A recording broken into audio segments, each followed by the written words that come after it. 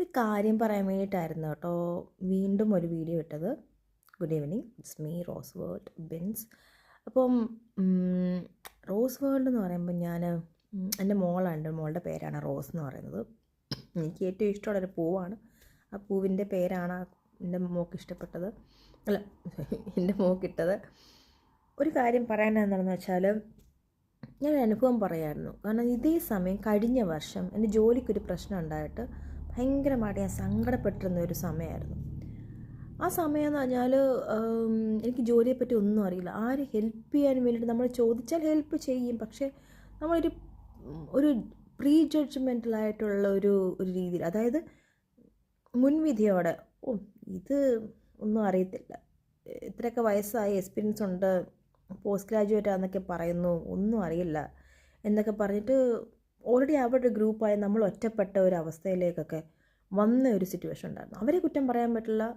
എനിക്ക് ഈ പറയുന്ന പോലെ എൻ്റെ കൊളീഗ്സിനെ അല്ലെങ്കിൽ എൻ്റെ അവസ്ഥ അറിയാവുന്നവരോ അല്ലെങ്കിൽ എൻ്റെ ഈ ഒരു ജോലിയിലെ കഷ്ടപ്പാടുകളെല്ലാം അറിയാവുന്ന ആൾക്കാർ, ഹെൽപ്പ് ചെയ്തവരും ചെയ്യാത്തവരെല്ലാം ഞാൻ ഒരുപോലെയാണ് കാണുന്നത്. ലെറ്റ് ദം, അല്ലേ? അവർ മനുഷ്യരാണ്, അവരും കഷ്ടപ്പെടുന്നുണ്ട്. അപ്പോൾ അവരെ കഷ്ടപ്പെടുന്ന സമയത്ത് ഞാൻ സ്ലോ ആയിട്ട് നിന്ന് കഴിഞ്ഞാൽ അവർക്ക് തന്നെ ബുദ്ധിമുട്ടാണ്. പക്ഷെ ലേറ്റർ ഓൺ ഞാൻ ഒരു കാര്യം പറഞ്ഞു വെച്ചാൽ, എങ്ങനെ ഞാനിതിനെ ഓവർകം ചെയ്തെന്ന് വെച്ചാൽ, nothing but with the help of God. പ്രാർത്ഥനയാണ്. ഇപ്പോഴും ഞാൻ പറയാം, ദൈവമില്ല, പ്രാർത്ഥിക്കുന്നില്ല എന്ന് പറയുന്ന ആൾക്കാരോട് ഞാൻ പറയാം, നിങ്ങൾ വളരെ വിലപ്പെട്ട ഒരു ട്രഷർ, ഒരു നിധി മിസ്സാക്കുകയാണ്.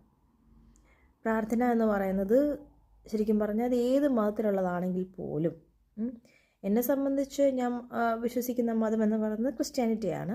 മതമല്ല, ഞാൻ ഈശോയിലാണ് വിശ്വസിക്കുന്നത്. അപ്പം ഞാനിപ്പോൾ ആ ഒരു ടോപ്പിക്ക് ഇപ്പോൾ ഇടുന്നില്ല. ലേറ്റർ ഞാൻ എന്തായാലും വേറൊരു ചാനൽ തുടങ്ങുകയാണ്. കാരണം ഡിവോഷണലായിട്ടുള്ള കാര്യങ്ങൾ പറയാൻ വേണ്ടിയിട്ട് ഒരു ചാനൽ തുടങ്ങുമ്പോൾ അവിടെ ഇപ്പോൾ ഞാൻ പൊതുവായിട്ടുള്ള കാര്യങ്ങൾ ഈ ചാനൽ, ഈ ഒരു പ്ലാറ്റ്ഫോമിൽ പറയുന്നുള്ളൂ. പക്ഷേ പ്രാർത്ഥന, ആത്മാവ്, നമ്മളെ സൃഷ്ടിച്ച ഒരു ശക്തിയുണ്ട്. ആ ശക്തിയോടുള്ള സംസാരം, നമ്മുടെ ആ ഒരു ഇഴുകിച്ചേരൽ എന്ന് പറഞ്ഞാൽ നമ്മളെ ഒരുപാട് ഹെൽപ്പ് ചെയ്യും. മനുഷ്യർ ഹെൽപ്പ് ചെയ്യുന്നതിനേക്കാട്ടിലും അധികം പ്രാർത്ഥനയ്ക്ക് നമ്മളെ ഹെൽപ്പ് ചെയ്യാൻ പറ്റും. ഒപ്പം കഷ്ടപ്പെടുക, അതോടൊപ്പം തന്നെ നമുക്ക് ഹെൽപ്പ് ചെയ്യാനുള്ള ആൾക്കാരെ പ്രാർത്ഥിക്കുന്ന സമയത്ത് ദൈവം നമ്മുടെ മുമ്പിൽ കൊണ്ടെത്തിച്ചു തരും. അത് ഞാൻ പറഞ്ഞില്ല, അനുഭവത്തിൽ കൂടെ ആണ് ഞാൻ പറയുന്നത്.